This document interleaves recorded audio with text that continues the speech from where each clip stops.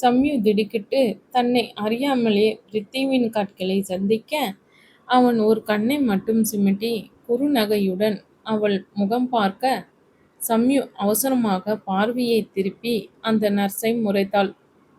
கௌசி கோபத்துடன் அந்த பெண்ணிடம் ஏதோ சொல்ல வர, வசுதான் தடுத்து, இதோ ராம் வந்தாச்சு சம்யு, மெதுவாக எந்திரி, வீட்டுக்கு போகலாம், பார்த்து பார்த்து என்னை பிடிச்சுக்கோ என்று சொல்லி கொண்டிருக்கும் போதே அவளை ஒரு கையால் நகர்த்திய பிருத்திவி அசால்ட்டாக சம்யுவை தூக்கினான். நான் கார் வரைக்கும் தூக்கிட்டு வரேன் அத்தை, நீங்க முன்னால் போங்க. அம்மா, நீங்க சம்யுவோட செருப்பை எடுத்துக்கங்க. கட்டளை பிறப்பித்த வண்ணம் நகர, சம்யு திகைத்து ஒரு கணம் மட்டுமே. அவன் கையில் இருந்து குதிக்க முற்பட இடுப்பில் வலிக்க, முகம் கோணலாகி ஆ என்ற வலியுடன் கூடிய முனங்கள் வர, பிருத்திவி அவசரமாக அவளை திரும்ப படுக்கையில் கிடத்தினான். நர்ஸ், சீக்கிரம் வந்து பாருங்க, ஸ்டிச்சஸ் பிரிஞ்சிச்சா, டாக்டரை கூப்பிடுங்க உடனே என்று பரபரக்க, எப்பொழுதும் நிதானமாக இருக்கும் மகனை புது அவதாரத்தில் பார்த்த கௌசி அசந்து போய் நிற்க, வசுவுக்கே சிரிப்பு வந்தது. தலை பிருத்திவியிடம் திரும்பி, பின் காதில் புகை வரும் அளவு முகத்தை கடுகடுப்புடன் வைத்திருந்த பெண் புறம் திரும்பிற்று. இதற்குள் அந்த நர்ஸ் இவர்கள் அனைவரையும் வெளியே போக சொல்ல, அனைவரும் வந்தவுடன் மீண்டும் கௌசி பிழுபிழுவென மகனை பிடித்து வாங்கிவிட்டாள். செய்கிறதெல்லாம் செஞ்சுட்டு இப்போ என்ன வைஃப் வேண்டியிருக்கு, நல்லாதான் நடிப்பு எல்லாம் வருது, இப்போ திரும்ப அந்த பொண்ணை கட்டிலில் தள்ளியாச்சு, போதும் சாமி, வாங்க கிளம்பலாம். இதை பாருங்க, உங்கள் பிள்ளையும் பொண்ணையும் நமக்கு முன்னாடி இடத்த காலி செய்யணும். அண்ணா, நான் வீட்டுக்கு வந்து பார்க்குறேன் சம்யுவை. வரதனை இழுத்து கொண்டு நகர்ந்தாள் கௌசி. நேரே அவள் எதிரே வந்து நின்ற பிருத்திவி முறைத்து கொண்டே, அம்மா, இது உங்களுக்கே டூ மச்சா தெரியல? என்னவோ அவங்க நாடகம் நடத்துனாங்கன்னு எங்களுக்கு தெரிய வந்ததால நேற்று சம்யு வந்து அப்படி சொன்னதும், அதுவுமே ஒரு செட்டப்பாக இருக்கும்னு நாங்கள் நினச்சோம். ஆனால் வந்ததிலிருந்து என்னவோ நாங்கள் தான் ஆளை வச்சு அவளை அடித்த மாதிரி நீங்கள் கொடுக்குற பில்டப் இருக்கே, இது ரொம்ப ஓவர்மா. எங்களுக்கும் மனிதாபிமானம் இருக்குது. எங்கள் அம்மா எங்களை எல்லாம் சொல்லித்தான் வளர்த்துருக்காங்க. இந்த பஞ்ச் அவளுக்கே வைக்கப்பட்டது. நானும் வந்ததுலேருந்து பார்க்குறேன், என்னவோ ஜாடு பேச்சு பேசுகிறீங்க, என்னவோ எல்லா தப்பும் என் மீதும் சுஜி மீதும் அப்படிங்கிற மாதிரி இருக்கீங்க. இந்த நாடகம் எல்லாம் ஆரம்பித்து வைத்தது உங்கள் அருமை மாமாவும் உங்கள் மருமகனும் தான். அப்போ எல்லாம் தெரிஞ்சுக்கிட்டே எங்களை பார்த்து பாவப்படலை நீங்கள், இப்போ வரிஞ்சு கட்டிட்டு வரீங்க. நீங்கள் எங்களுக்கு அம்மாவா இல்லை அவங்களுக்கா? அது என்ன வேற மாப்பிள்ளை பார்க்குறது சுஜிக்கு? ராம்கிட்ட எல்லாம் பேசிட்டேன் நைட்டே. எங்கள் பேரில் தப்பே சொல்லலை அவன். சுஜிக்கிட்ட பேசுகிறேன்னு அவனே சொல்லிட்டான். சம்யு எப்படி சமாதானப்படுத்துறதுன்னு எனக்கு தெரியும். சாரி, அடிச்சிருக்கேன் கூடாது தான். அதுக்கு மன்னிப்பே கிடையாது. வேண்டுமென்றால் அவளும் பதிலுக்கு என்ன அடிச்சிடட்டும், நானும் ரெடி. ஆனால் கல்யாணத்துக்கு முன்னாடியே அடிக்கட்டும். அப்புறம் புருஷனை அடிச்சா அப்படின்னு என் சம்யுக்கு ஒரு அவப்பேர் வர வேண்டாம். கண் சிமிட்டினான்.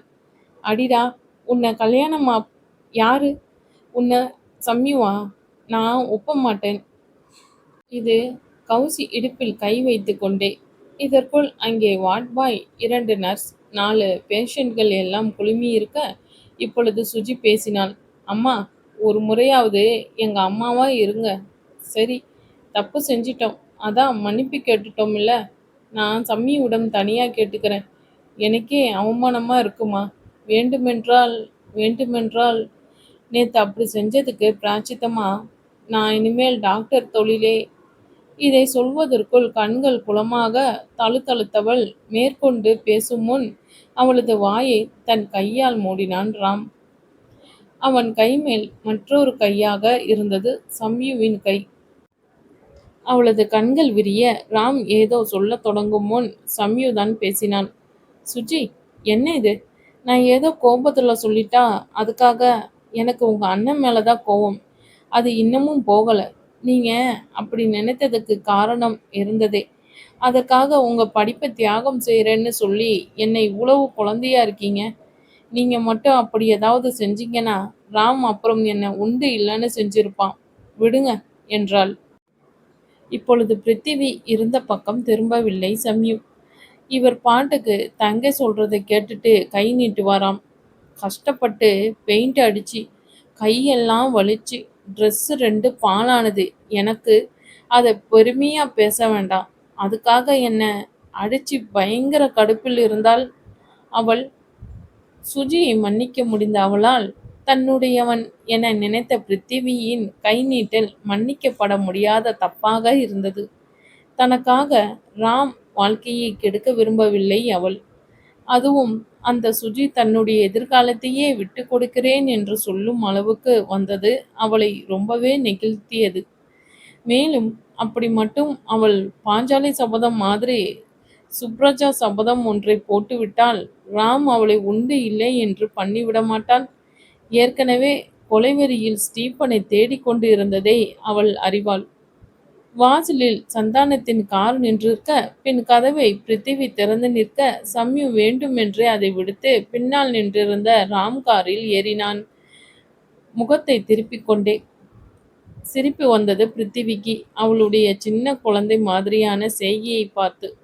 சரி, செய்து வைத்த காரியத்துக்கு சகித்துத்தான் ஆக வேண்டும் என்ற முடிவுக்கு வந்து நேரே அப்பாவிடம் வர கௌசி புதிதாக பிறந்த நட்பின் வளர்ச்சியை பற்றி கொண்டு, என்னங்க வசு வீட்டுக்கு கூப்பிடுறா, சம்யு கூட பேசவே இல்லை, கூடிய சீக்கிரம் கல்யாணம் ஆகி வேற வீட்டுக்கு வேற போக போறா பொண்ணு, அதனால கொஞ்ச நேரம் கூடவே போயிட்டு வந்துடலாம். நீங்க வேணும்னா நீங்க பிள்ளையோட வீட்டுக்கு போங்க, மாமா இட்லி மாவு இருக்கு, செஞ்சுக்கோங்க என்று சொல்லி ஜிக்கென்று வசுவின் பக்கத்தில் அவர்கள் காரில் ஏறி உட்கார்ந்தாள்.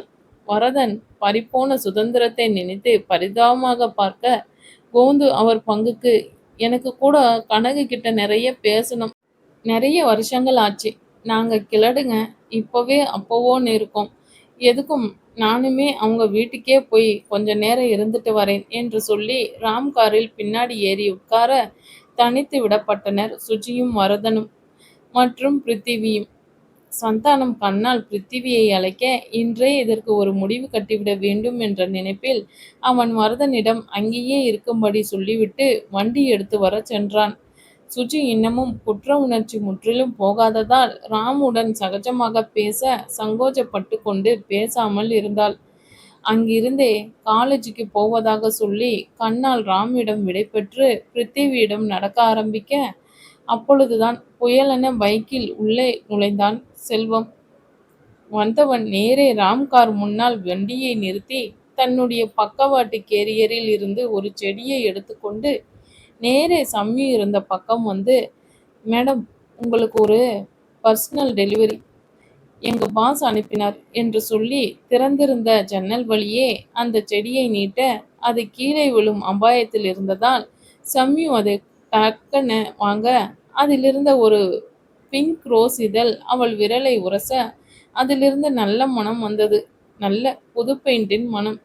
அவசரமாக விரலை தூக்கி பார்க்க அதில் நல்ல பிங்க் வண்ண பெயிண்ட் இருந்தது. வேகமாக ஒரு இதழை காரில் இருந்த ஒரு டிஷ்யூ பேப்பர் கொண்டு துடைக்க, அந்த கருப்பு ரோஜா முழுவதும் பிங்க் கலர் பெயிண்ட் பூசப்பட்டு இருந்தது.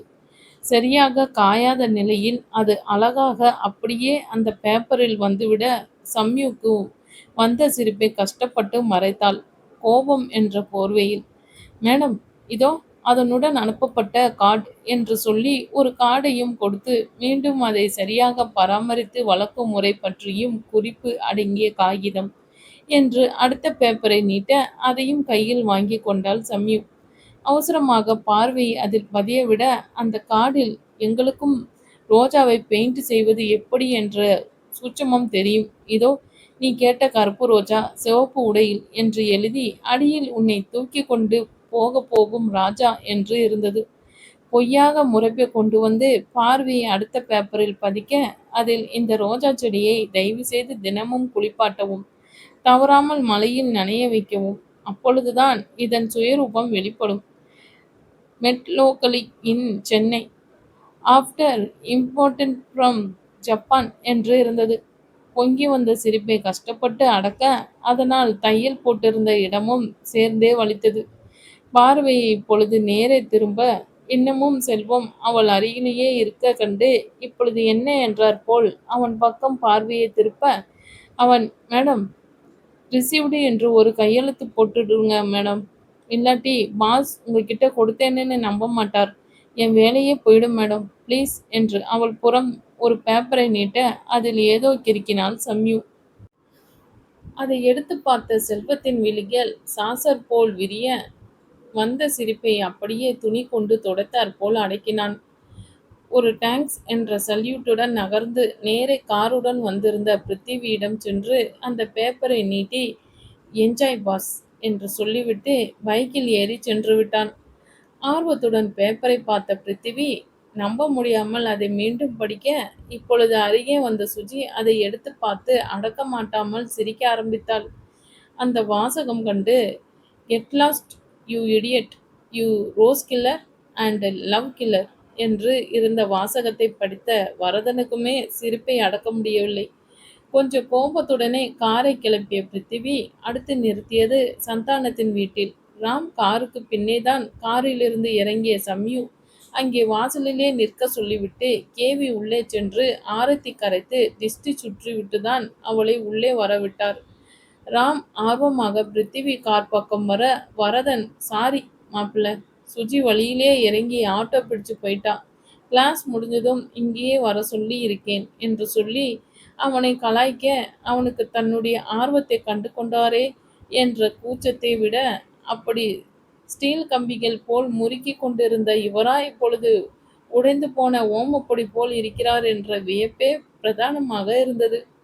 உள்ளே சென்ற சம்யுவை நேரே ரூமுக்கு சென்று படுக்குமாறு வசு சொல்ல, அவள் பிடிவாதமாக அங்கே ஹாலில் தான் இருப்பேன் என்று சொல்லும்போதுதான் பிருத்திவி உள்ளே நுழைந்தான். வேறு வழி இல்லாததால் அங்கேயே இருந்தாள். அங்கிருந்த சோஃபாவில் படுத்து கண்களை மூடிக்கொண்டு. நான் போய் விடட்டுமா என்று சைகை செய்த பிருத்திவியை, வேண்டாம் இங்கேயே இரு என்று சந்தானம் பதில் சைகை செய்ய, இந்த பாச பரிமாற்றத்தைக் கண்டு ஹார்ட் அட்டாக்கே வந்துவிட்டது இரு கிழடுகளுக்கும். கௌசி நேராக மகனிடத்தில் வந்தாள்.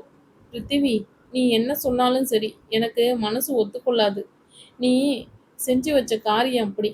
இப்போ திடீர்னு நர்ஸுக்கிட்ட இவன் என் பொண்டாட்டி மண்ணாங்கட்டின்னு எல்லாம் வசனம் பேசுனா நாங்க எல்லாம் நம்பிட மாட்டோம். நீ கிளம்புற வழிய பாரு. உன் தங்கை கிட்ட சொன்ன உடனே சட்டுன்னு புரிஞ்சுக்கிட்டா பாரு. அவளுக்கு இருக்கிற அறிவு கூட உனக்கு இல்லையா என்ன? சொல்லு வசு, நீ சொன்னாதான் கேட்பான் இவன் என்று தோழியை துணைக்கு அழைத்தாள்.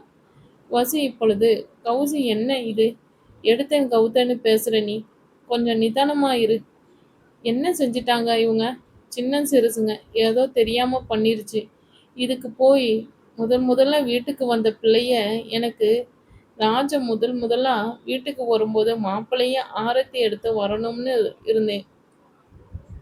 இதை சந்தானத்தை பார்த்து உள்ளூர கொஞ்சம் பயத்துடன் தான் தயங்கியபடியே சொன்னாள். அவளால் இன்னமும் நம்ப முடியவில்லை. தன்னுடைய ஸ்டேட்டஸ் பித்து பிடித்த கணவனா இப்படி பிருத்திவி என்று அவனிடம் இளைவது என்று. இப்பொழுது பிருத்திவி வேகமாக வந்து கௌசியின் கையை பிடித்தான். அம்மா, கேர்ஃபுல். நான் பொண்டாட்டின்னு மட்டும்தான் சொன்னேன். நீங்க பாட்டுக்கு மண்ணாங்கட்டி, தெருப்புழுதி, இன்னும் வேற எல்லாம் சொல்லி அவ கோபத்தை ஜாஸ்தி ஆக்காதீங்க. அப்புறம் இதெல்லாம் நான் தான் சொன்னேன்னு ஆத்தா முருங்கை ஏறிடுவா என்று முகத்தை பாவமாக வைத்துக்கொண்டு சொல்ல, வசு சத்தமாகவே சிரித்தாள். மகளின் முகம் போகும் போக்கை கண்டு. யாரும் என்னை பேய் பிசாசு எல்லாம் சொல்ல வேண்டாம். முருங்கை மரத்துல இருக்கிறது எப்படி மற்றவங்களுக்கு தெரியுதாம்? அவங்களுக்கு அதே மாதிரி இருக்க போய் தானே. ஆண்டி, உங்க வாரிசை கொஞ்சம் பேசாம இருக்க சொல்லுங்க. அப்புறம் என் வாய் பேசாது, எங்களுக்கும் கை பேசும். அடிக்கழுத, கட்டிக்க போறவனை அடிக்க போன சொல்ற நீ? தொலைச்சிடுவேன். போனா போகுதுன்னு அடிபட்டு இருக்கேன்னு கொஞ்சம் பரிதாவை பார்த்தா என் ராஜாவை பார்த்து என்ன சொல்ற நீ? இது வசு. இப்பொழுது கௌசியை சப்போர்ட்டுக்கு வரும்படி சம்யு பார்க்க, அவள், வசு, அதெல்லாம் அவனை பர்மிஷன் கொடுத்துட்டான். அவன் கை நீட்டினான் இல்ல, பதிலுக்கு இனிமே காலம் முழுக்க எத்தனை அடி வேணும்னாலும் கொடுக்கணும்னு அங்க ஹாஸ்பிட்டல்ல வச்ச சொல்லிட்டான் பிருத்திவி. அங்க இருந்த வார்ட்பாய் நர்ஸும் 3 பேஷண்ட்டுங்க எல்லாம் சாட்சி.